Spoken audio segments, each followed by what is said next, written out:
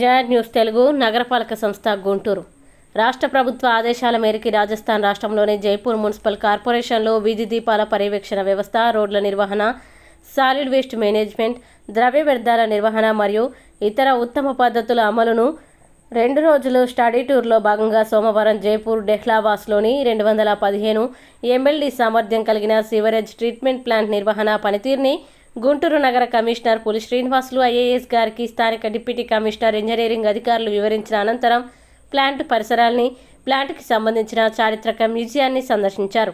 మురుగునీటిని శుద్ధి అనంతరం పునర్వినియోగం పరిశీలించారు. సీక్వెన్సింగ్ బ్యాచ్ రియాక్టర్ ఆధారంగా భారతదేశంలో మొట్టమొదటి బయోగ్యాస్ ప్లాంట్ని పరిశీలించారు. మురుగునీటి పంపింగ్ స్టేషన్, ప్రాథమిక చికిత్స యూనిట్లు, స్లడ్జ్ విభజన యూనిట్ల పనితీరుని వివరించారు. సోలార్ పవర్ ప్లాంట్, SNG బ్లాటింగ్ పాయింట్లని పరిశీలించారు. వీధి దీపాల నిర్వహణ ప్రాజెక్టు ప్రదీప్ వివరిస్తూ జైపూర్ నగరంలో 1,19,03,333 వీధి లైట్లు ఉన్నాయని, వాటిని 1697 సెంట్రల్ కంట్రోల్ మానిటరింగ్ సిస్టమ్ ద్వారా పర్యవేక్షణ చేస్తామని తెలిపారు. పై పవర్ పాయింట్ ప్రజెంటేషన్ ద్వారా వివరించారు.